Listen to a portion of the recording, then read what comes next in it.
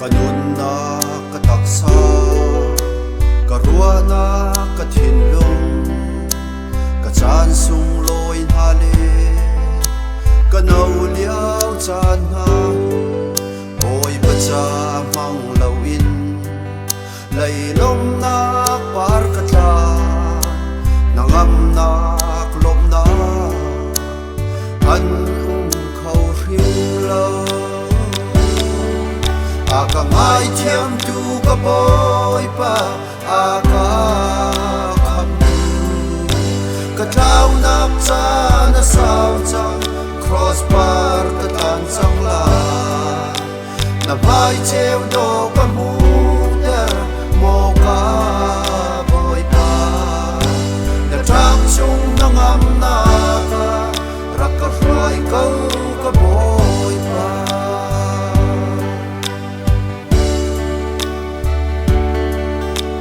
Chai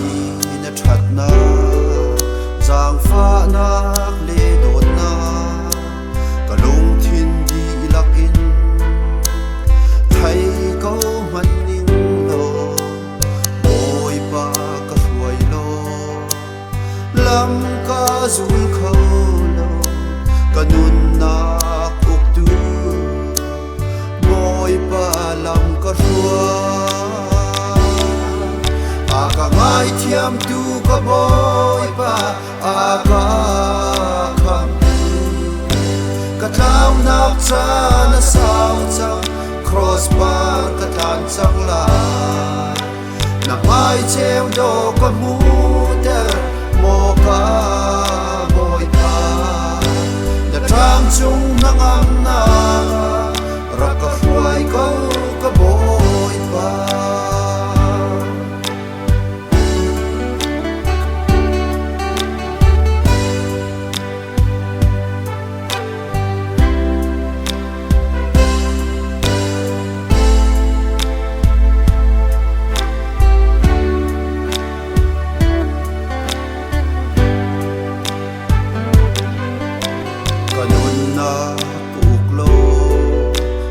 Ngan bi boy siko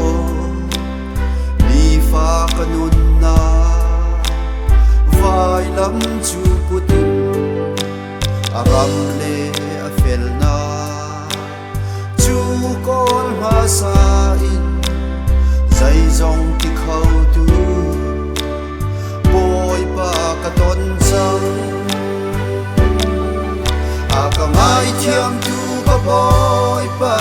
Aka kham tu Ka thao nak cha na sao chang Cross bar ka tan chang la Na mai cheu do ka mu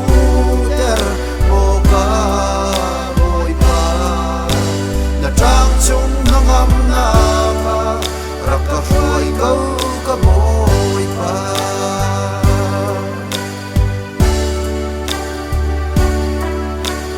Trang chung na ngam na ka Rak ka huay kau ka boy